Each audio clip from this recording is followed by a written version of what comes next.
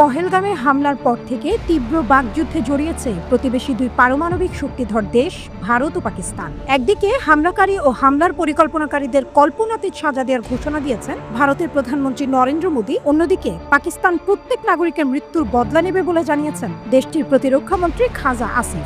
ইতোমধ্যে দুই দেশই একে অপরের বিরুদ্ধে সীমান্ত বন্ধ সহ একাধিক পদক্ষেপ গ্রহণ করেছে। এই পরিস্থিতি নানা অনিশ্চয়তার জন্ম দিচ্ছে।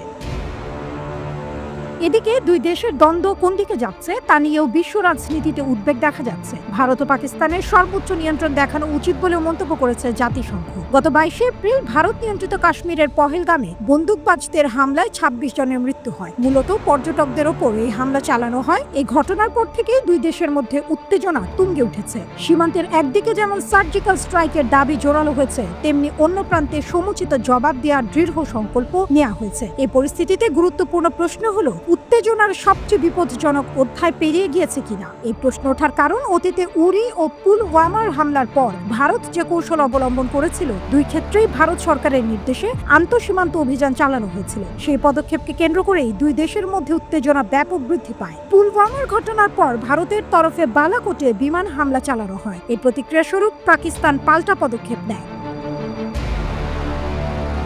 এ আবহে যখন ভারতীয় বিমান বাহিনীর কমপক্ষে একটি বিমান ধ্বংস এবং ভারতীয় পাইলটকে আটক করে পাকিস্তান, তখন দুই দেশের মধ্যে বড় সড় আকারের সংঘর্ষের আশঙ্কা দেখা দিয়েছিল। উল্লেখ্য, পহেলগামে হামলার জন্য এখনো পর্যন্ত ভারত পাকিস্তানকে সরাসরি দায়ী করেনি, যেমনটা অতীতে দেখা গিয়েছে। কিন্তু ভারত সরকার সিন্ধু জল বন্টন চুক্তি স্থগিত, প্রধান সীমান্ত ক্রসিং বন্ধ করা সহ একাধিক পদক্ষেপ নিয়েছে, যা এই হামলার জন্য ভারত কাকে দায়ী বলে মনে করে সে বিষয়ে একটা স্পষ্ট ইঙ্গিত দেয়। পাশাপাশি ভারত শাসিত কাশ্মীরের অনন্তনাগ পুলিশ এই ঘটনার সন্দেহভাজন হামলাকারীদের স্কেচ প্রকাশ করেছেন। এদের মধ্যে দুজন পাকিস্তানি নাগরিক রয়েছে বলেও অভিযোগ তোলা হয়েছে।